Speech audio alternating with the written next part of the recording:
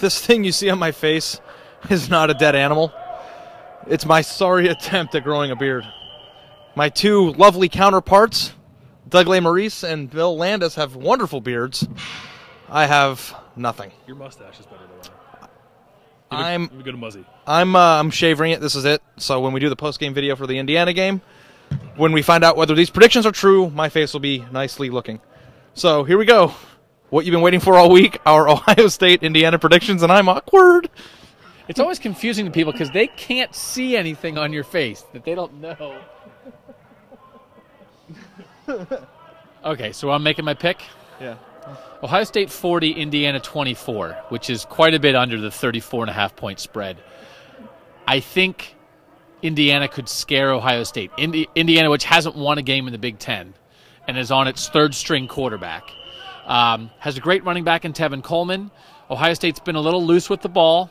Ohio State's defense has given up some yards the past couple weeks, and I think this just may not be quite as easy as people expect. The Buckeyes coming off 2 huge wins. I just think that this could be one of those games where last year against Michigan didn't do anything offensively for a month and a half and came in with a great game plan against Ohio State and almost won. A couple years ago, Purdue, that coach, Danny Hope, got fired at the end of the year. They almost won in Ohio Stadium. I'm not saying Indiana's almost going to win. I think Indiana could keep it much closer, could score some points early, take a lead, and maybe make people think twice about Ohio State because maybe they won't be as dominant as people expect. 40-24 could be if they're facing a 14-point deficit or a 10-point deficit, could be Ohio State. It could be a disaster game, but 40-24 isn't a disaster score. Obviously, the committee is supposed to be watching every game. How do you think, if your scenario does come true for once, how that would look? Well, I mean, the committee does seem to look inside games a little bit, that they were impressed by Ohio State's win at Minnesota, even though that was a 7-point game, because we know in terms of everything else, Ohio State dominated that game. So if Ohio State dominates, and if it goes the other way and they win 16 points on the scoreboard, but it was a much closer game for a while, that kind of thing, I think that could not be ideal for Ohio State as they're trying to impress the committee. All right, Bill? I don't think it's going to be that close. I have 48-10 Ohio State. I think Tevin Coleman, Indiana's running back, is the real deal, and I think he could have a big game, maybe 150, maybe 200 yards. But even for all the yards he's put up, he hasn't scored a ton. I mean, he has 12 rushing touchdowns, which is pretty good, but for the yardage he has, you'd think he'd have a little more. And he ran for 307 last week against Rutgers, and Indiana wasn't close to winning that game.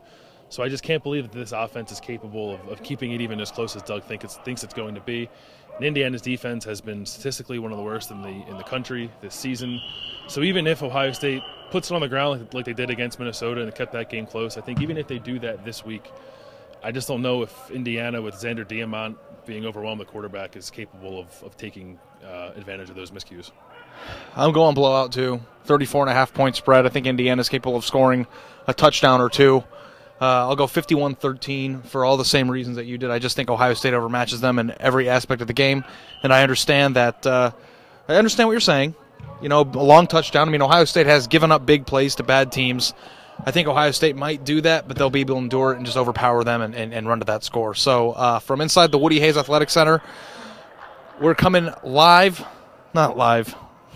We're coming to you from cleveland.com. Be sure to put your scores in, and thanks for watching.